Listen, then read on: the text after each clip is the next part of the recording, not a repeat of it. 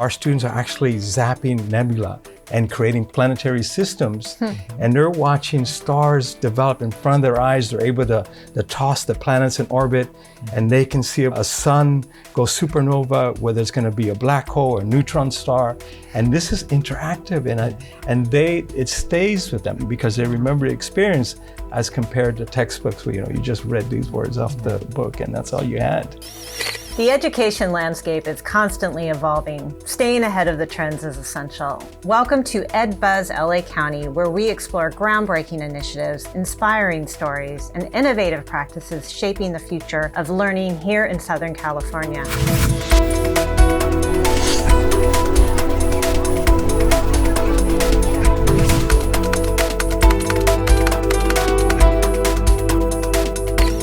For too long, education has often relied on static pages and abstract concepts.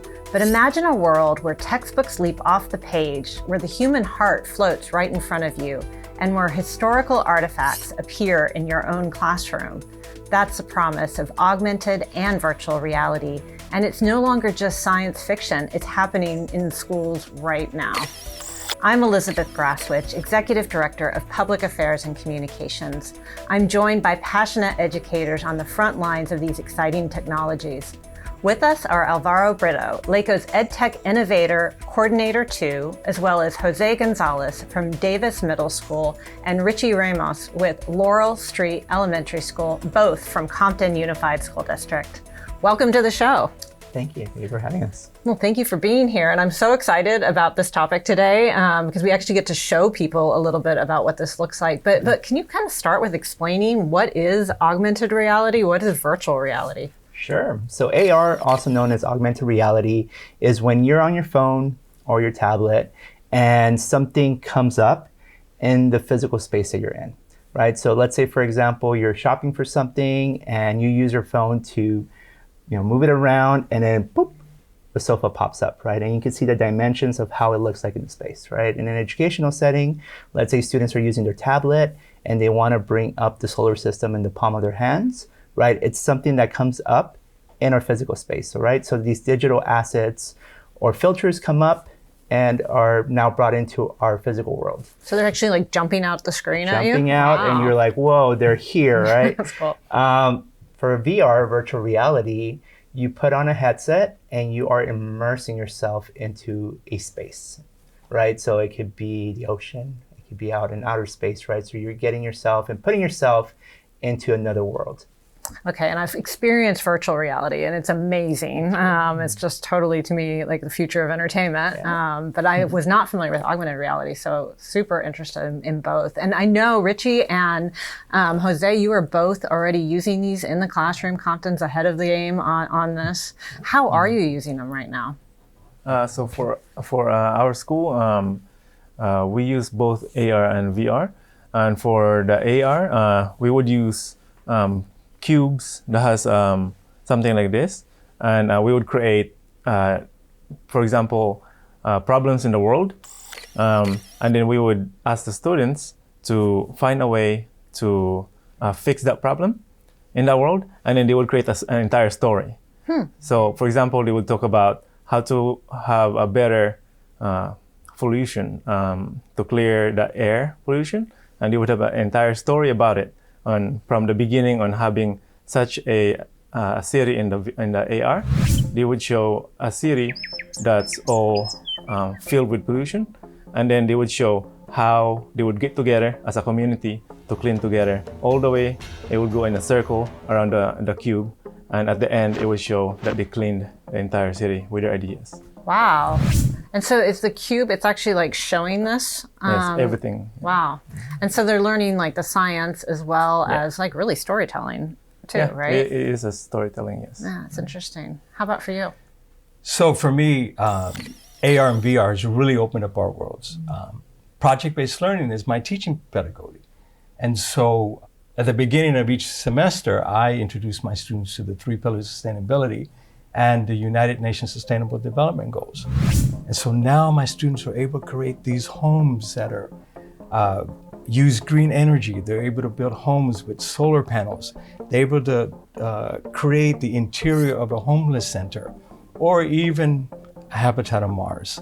And so they're able to take that research, with subjects they have researched, and build these worlds where they had never before in our classroom. So it's amazing. It's really opened up our worlds, increased their creativity, and as engagement. My students come on Saturdays. They come early in the morning to work on their projects. So.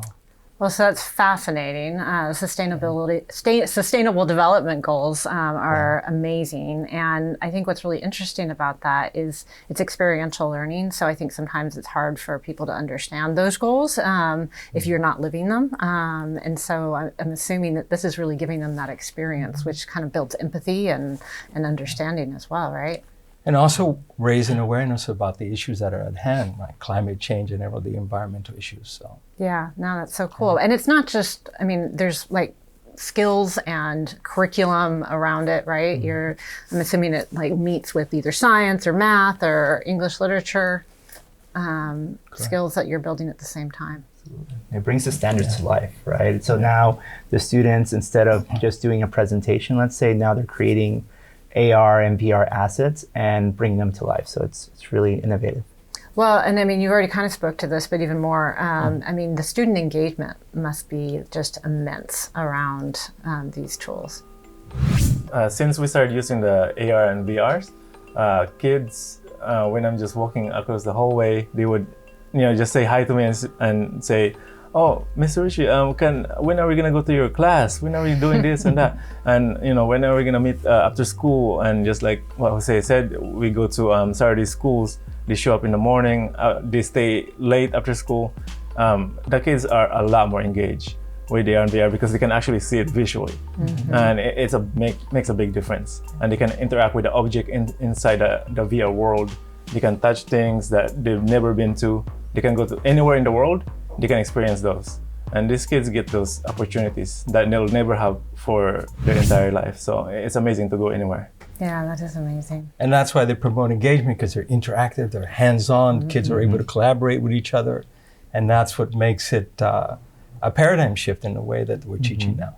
Well, that's what I was going to ask is like, how has this shifted teaching when you think about it and learning? Yeah, I mean, if you think about different abstract concepts that exist, right? So you read them in 2D in a page, right, in a book, but being able to physically see something pop out at you, or looking at the different parts of a heart, right, and you'll be able to see the heart move and and just rotate it and see and dissect. I think that opens up a visceral experience for our students to actually immerse themselves into the curriculum, to see it, to engage with it. And as Jose and Richie are doing in the classroom, they're also creating assets in virtual and augmented reality as well. Yeah, that's so cool. Yeah, and rather than some test that test the mastery of the skill, they're using their creativity to create these worlds that, it's, and they take pride in those creations they do. And I imagine another skill that's being taught is collaboration, right? The students are working together. You talked about project-based learning. Right. For us, I have a wonderful story. Actually work with a school in Brazil. And the teacher reached out to us about an evapotranspiration toilet, which I had no clue what they were at the beginning. And our students worked together. And so because this is how AR and VR helped us out, in Brazil, they actually building the actual physical model. Well, we were limited, so we built a model in virtual reality. Oh, cool. And so the kids adapted it now to use for the fires. So they imagine using these toilets as composting toilets where they're going to grow seedlings and be able to replace some of the areas that were burned. So some of the ideas that came from that. Oh, that's neat. The fires too, in LA we get a lot of fires, wildfires. So what we did with our VR, we simulated a wildfire. I put a village in the middle, and then there would be wildfires everywhere. And I put everyone in one server, and everyone would help and collaborate with each other on how to prevent wildfires around LA. So it was really fun to watch the kids really engage, trying to stop the fire from spreading. It was amazing. Yeah, that must have been like amazing conversations too, given what we've been through in LA. That's incredible. So, it sounds so much fun. But I imagine like with anything, and we see this all the time with tech adoptions, right? There are probably some challenges. Yeah, absolutely. I think one of the biggest challenges is access, of course, right? Sure. Some of the virtual reality headsets have a pretty big price point. And also the different types of programs that are needed, right, in terms of the technology that's needed to run these type of experiences, right? But there's a lot of different opportunities with different partners that allow access to these different types of technologies. And Jose and Richie have definitely taken advantage of that. Another concern, of course, when we start talking about virtual reality, you start talking about metaverses and these virtual worlds that could also pose some dangers, right? So just like any technology, you want to be very cautious in monitoring it. Digital citizenship, digital literacy are key components that also have to be integrated when introducing these type of technologies to our scholars just across the board, right? So it's very important to be abreast with all these different technologies and innovations, but also keep in mind that we have to make sure that we are teaching our students how to use it responsibly as well. Yeah, I'm so glad you brought that up, as we were talking before, and as you know, as I've shared before, I had two gamers growing up, and I didn't know that these metaverses, I know they played the games, I didn't realize that that's what they were doing. So it's this awareness that parents really need to have, right? Absolutely. So they can engage in those conversations. Absolutely. Parents, teachers. I mean, some students use them as, just to escape the reality, right? But also, as we could hear at examples today, they could be used for good, right? They could be used to promote sustainability. They could be used to prevent wildfires. They could be used for a whole host of different positive, good initiatives, right? And so just like any technology and like any innovation, we want to make sure that we're using it safe and responsibly with our students. And I think also too, my concern is that as we start spending, and I'm a proponent of AR and VR, but also I want to have a balance. So when my students are learning about ocean sustainability, it's great that they have a chance to explore it in the virtual reality world, but also providing the experience, especially my inner city kids who don't have that experience, to have them actually go to the real beach and actually experience the real water. So that balance, I think, is necessary as well. Absolutely. I'm so glad you mentioned that. And then just plus, again, going back to the project-based learning and the collaboration, that they're not in their siloed virtual worlds. They're together doing this virtual activity, which is really important. So I'm assuming educators sometimes have questions or challenges in implementing. What are those? I think some of the questions is, can I really integrate this with my curriculum? Is this something that I have to do separate, or students programming, coding, right? So one thing that we want to make sure that we're aware of, when we're infusing technology in the classroom, it has to be intentional, and it could also definitely be infused with the state standards. It could be infused with the content being taught, right? Again, these two examples right here from Richie and Jose that are really taking the standards and bringing them to life with these type of technologies. That's something to be aware of, right? And these different programs offer opportunities to bring things to life, right? Whether it's in augmented reality, whether it's in virtual reality, these new technologies are definitely bringing in a more visceral experiences for our students so they could see something come to life and really understand it and get to dissect the issues. And I think the challenges can be overcome if there's professional development for the teachers. And I think that's necessary. And the required training and the time to collaborate with other teachers. I think they're very important that those are combined. Absolutely. Yeah, I'm glad you brought that up because, you have to be thoughtful, right? We can get excited about something, but if it isn't rolled out properly with the proper supports, you may not have as much success. Absolutely. So, when you think about this now and you look to the future, what do you think the future is with this? Personalized learning, more experience where students are going to have an opportunity. I think the graphics are really improving, but it's almost close to real world now. We're going to have that gamification, those gaming graphics involved.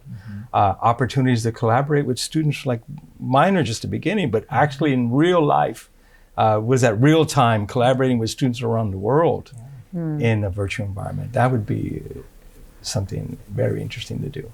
Absolutely. I think the metaverse experience, right, of getting students into these spaces and collaborating with people from around the world. I think one of the biggest gripes of virtual reality headsets especially is the latency. It gets you very dizzy after you're putting them for a while because of the internet. So you see a little flicker, and that's usually what gets you, a little nauseous, and you have to take them off.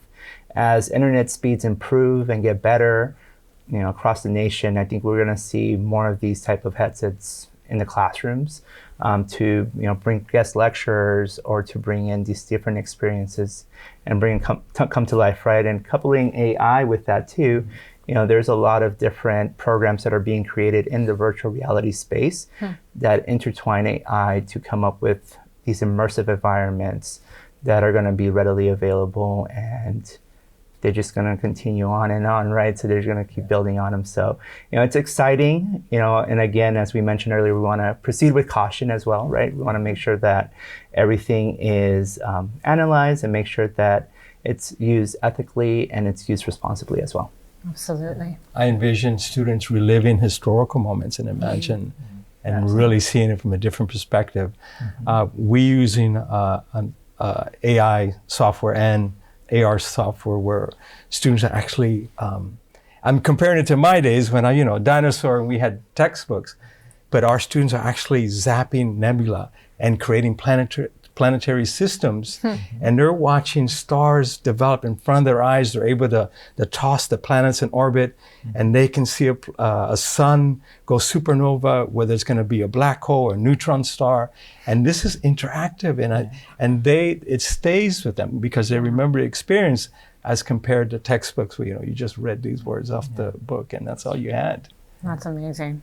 One of the things that we did recently with our students, because talking about the old textbooks, and it's not as interactive, and you're trying to learn all the 206 bones in the body and all the names of these things, and we built models of an entire skeleton with all the different types of names of the bones, and the students would go into that world and they would be able to interact and touch those different bones, and they're able to remember it a lot better. That's really when they're interesting. actually able to interact with them. It's pretty amazing technology.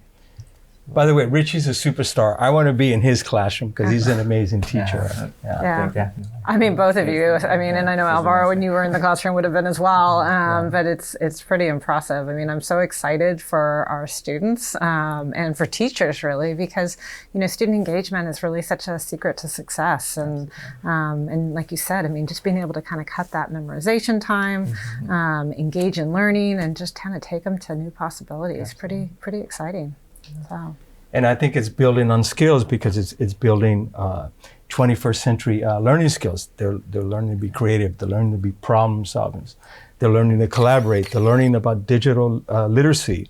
They're building foundations in engineering and the design process. So this is preparing them for future careers as well. Yeah. The careers and AR and VR are just going to expand. Yeah. Right. So getting the students to demystifying how the technology works and how they could create these virtual and augmented reality assets in the classroom. Now in middle school and even elementary school, it's really going to prepare them and give them a little bit of a leg up in thinking about careers that probably haven't even been created yet. Which is really the truth of the future right now, right? Like we're really truly preparing kids for a world we don't yet know what will look like. So exactly, and those skills are transferable too to the naysayers that say about our use of AI. We've seen studies that shown that the students who are more engaged, they come to school, they actually do better on the test as well. They're problem solvers again. So I think overall it improves the entire classroom experience. Yeah. When the students are engaged, they'll bring it home, and this also makes their parents engaged and excited. So I mean, what my mom always say, everything starts at home, right? So when their parents are excited about this, they're more supportive to push their students to do better. Sure, and even younger siblings, it gives them something to look forward to as well. So. One of the things that I'm really excited about is that we're actually using these in our camps and halls where our students who are just as involved are. Can you tell us a little bit about that? Sure. So we just had a professional development on using headsets like these. And with these headsets, you could immerse students into different worlds, right? Environments. Also show them some career technical skills that they might learn using these headsets as well, right? So career exploration, taking them on virtual field trips, etc. Right? So this opens up a world of opportunity for students in the camps and halls to see the opportunities and the possibilities, right, into outside worlds, right? So this technology, along with different devices that use augmented reality to dissect, right, do virtual labs in the classrooms, and to even fix a vehicle, right, looking at the different parts as well using augmented reality, are currently being used right now in the camps and halls. Which I just love, because I just think that that's like hope, right? And it could be a real game changer for kids. Indeed. So I want to make sure that I ask you to show us what these look like. So, I mean, I know you've talked about this thing kind of, comes out of something, but do you mind, you have a cube. So what's amazing, for example, my students were learning about exoplanets. And so they studied what a low gravity planet would be like. And they created this world. And so with the Merge Cube, you would place this in front of your device and like a hologram would appear, with sounds and images, and their creatures are moving across the globe. And you turn it around and you can see all the different aspects of it. And it's amazing. And so my girls took it one step further in the fashion design. They added these to a dress, and they added virtual attachments. So if you're going out, you can wear whatever virtual attachment you wanted. And they designed all these different things to their dresses. Oh my goodness. Yeah. I have to see that. Yeah. That is just too cool. The dress of the that is like future. a whole new future of going out at night. Wow, that's pretty cool. And then you have the headsets. So these headsets are one of the examples of VR. So what happens is that they would wear this. I'll show you guys how it looks like. You have different, they can change the sizes too for different sizes of the head. Thank you for being our model. So it would look like this. And then this is not on right now, but when I'm wearing this, everything will just pop up in front of me. And then I can still see the real world around me. But there's two types of modes where you can change it to, you just go into the world and just be immersed in it, where you can't see the world at all. Or if there's some safety hazards, you can see the world and the real world. So you can always see everyone that are walking around. And what happens is that one of our projects is that the students were learning about a type of machine on how to build it. And in the VR world, since we don't have the right parts to build this machine. So what we did is that we built the machines inside the VR instead, and had the kids use all the parts, and they collaborated together, and they built an actual motor from all the parts. They expanded it because the motors are really small, but they expanded it into a giant motor so they can see every single parts and make it easier. So they're everyone. able to like work with each other within the virtual world? Yes. Oh, wow. That's pretty cool. Well, I think I'm going to have a new requirement of being on the show. It's like a show and tell. You have to bring something with you. So you've kind of taken this to a new level. I appreciate that. You got it.